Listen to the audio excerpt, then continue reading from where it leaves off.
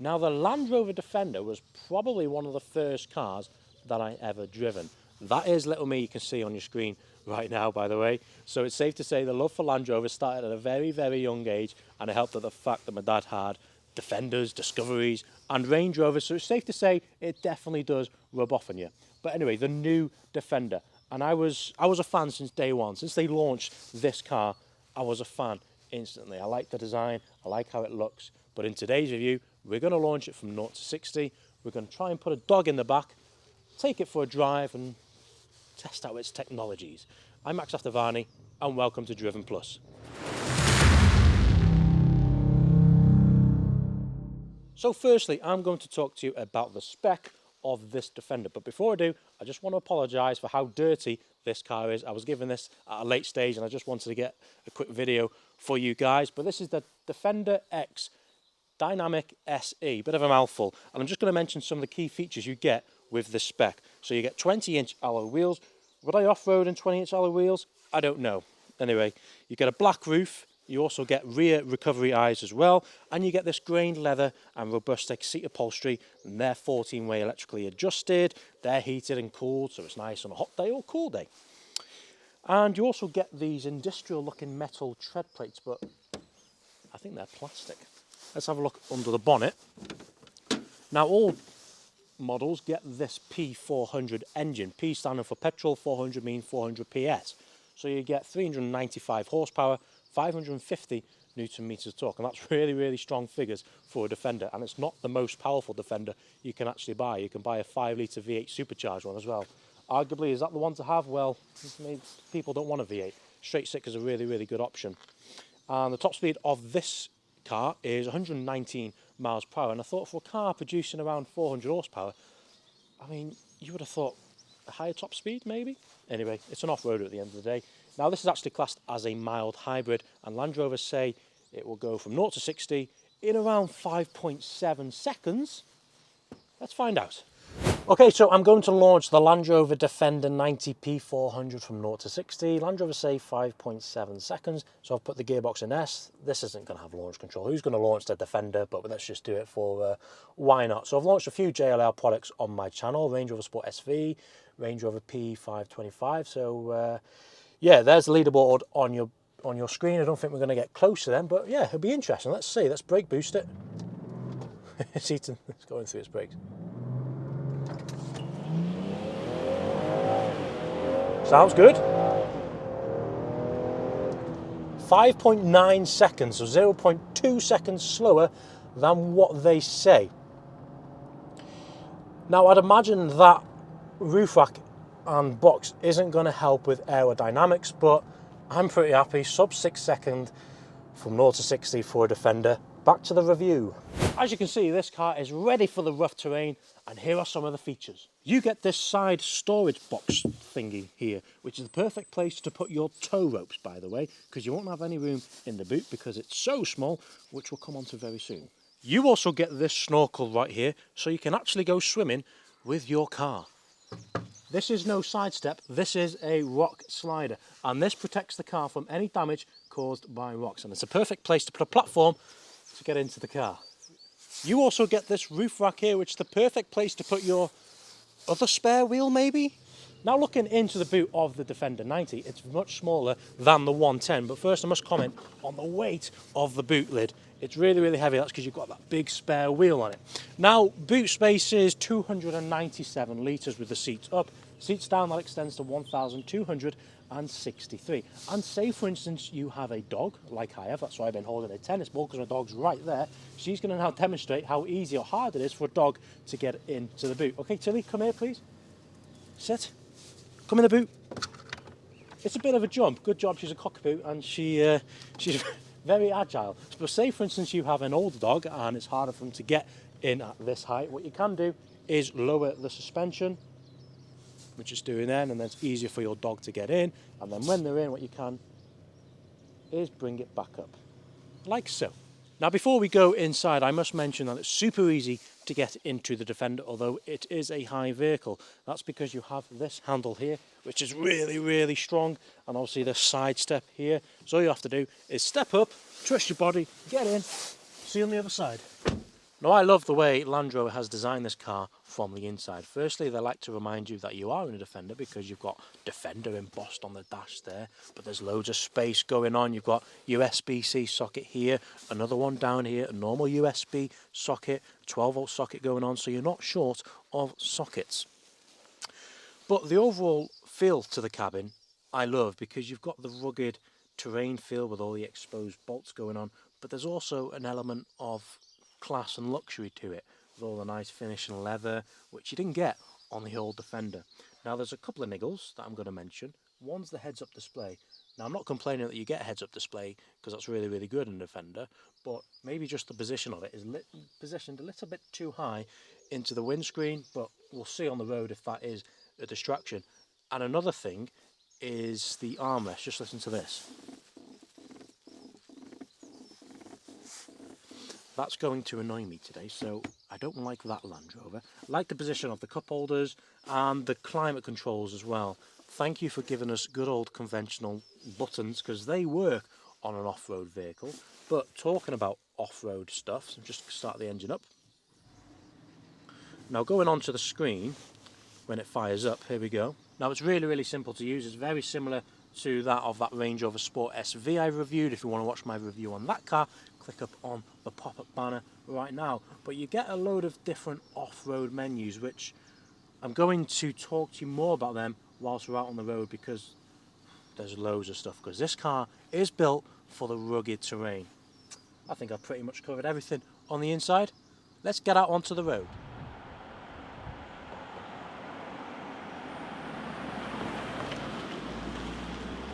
So firstly, I'm going to comment on the driving position of the new Defender versus the old Defender.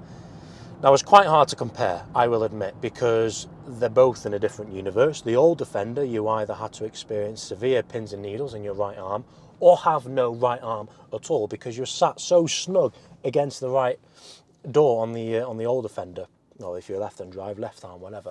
Obviously, we're UK with right-hand drive. But the difference is insane. You have loads of space for your right arm. You can rest it here or there. The old Defender, because the door was that thin, it was really, really hard to rest your arm somewhere. So straight away, much prefer the driving position of the new Defender.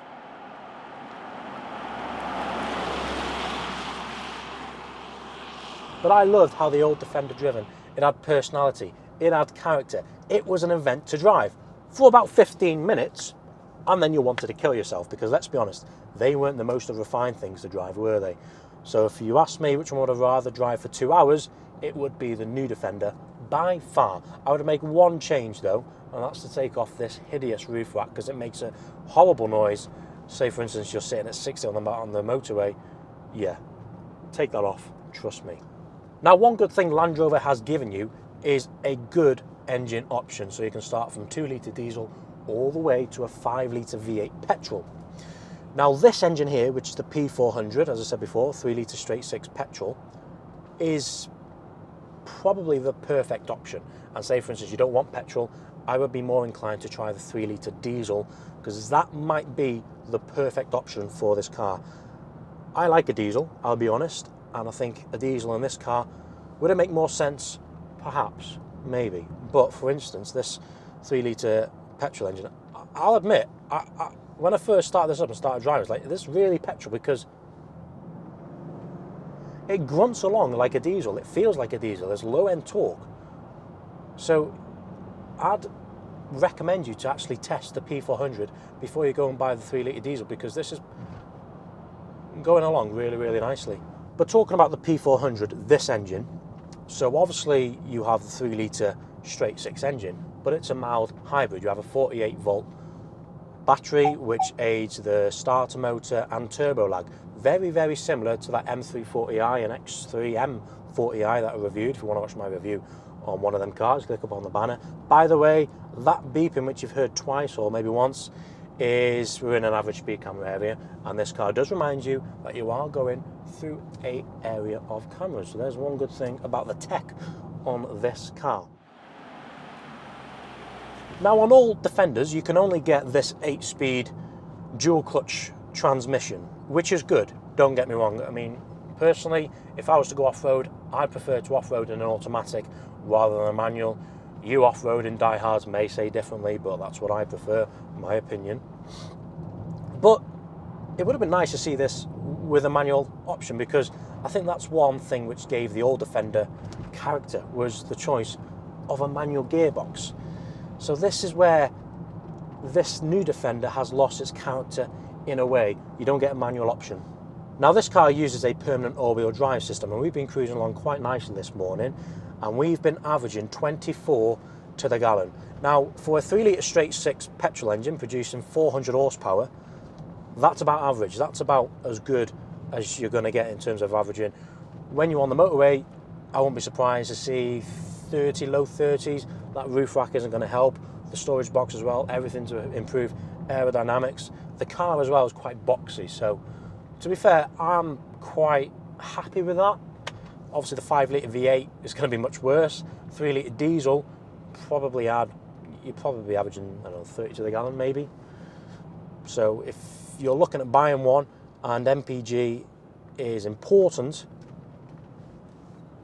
the P400 averaging 24 is about right, I would say. Now this car is an off-roading vehicle, so let's see what kit it has. Now I'd love to take this car off-road, but this isn't my car, and we treat cars with respect here at Driven Plus. So if you want us to test your car out, give us a message on Instagram or give us an email. It's on the YouTube link somewhere on our channel. But let's see what kit it has. So it has all the technology here. So first of all, you have your slope assist. And it says do not exceed vehicle limits and capabilities. Yes, whatever. Okay. Now there you go, you can lock the centre diff and rear diff, so it's going to be really good off-road. It tells you what altitude you're at and your bearings. You also have something called wade sensing as well, so it tells you your maximum level for going through. Water's really good, it's a really handy stuff to have that. And you also have your terrain response info. Information is only available in stationary. Okay, well let's stop.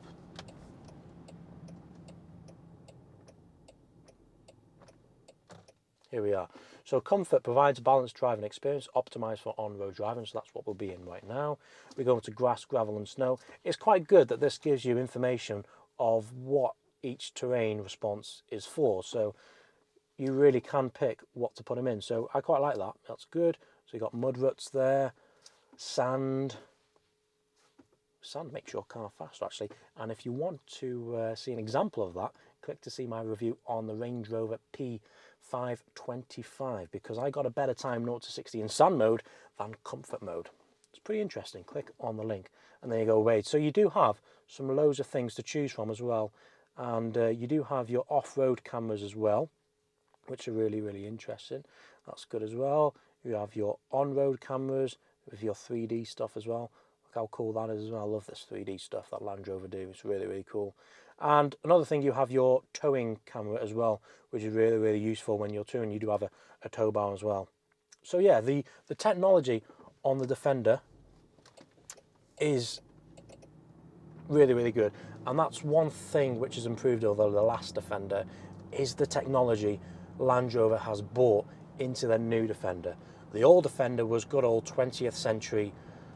It did its job for the 20th century. This is 21st century with all the technology, and it gives me good confidence if I was to go off-road with this car, to really test out its capabilities thanks to its technology. Now this is actually quite a good road to test the Defender out on as well, because say you are going to drive this as your daily, the lean in the corners is quite big, so I wouldn't have too much confidence driving this around a B road. The steering's all over the place. It's such a boat to drive. It's not the best thing in the corners, but let's be honest, it hasn't been designed for that, has it? But other than that, you know, it's responded really nicely. The petrol engine. The accelerator is actually really long, so you do have good control of how much throttle you want to put into this car. And let's put it into S. So let's really test out how fast this petrol engine is. It feels like a truck, this car. Okay, we're coming to a bend. Let's wait for a straight. We're coming to one here. Brakes quite good. They're Brembos, by the way. Ooh, that's good sound. Yeah, you really come alive up the revs. Brake here, wait for the corner. It feels like I'm going to tip. Yeah, this car does not lack speed. Yeah, I want to get up in the revs again.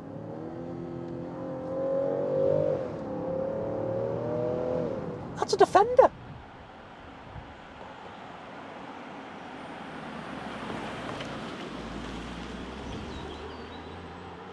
And the Defender 90 as well. Yes, you can get the 110 and 130, but I think the 90, any short wheelbase off-roading vehicle, just looks much better than the 5-door, the long wheelbase version. That's my opinion. I just think it looks so good. And the proportions of the 90 just looks amazing. And even the old generation Defenders, I always preferred the 90. And even like the Land Cruisers, the Prados, I always prefer the short wheelbase versions.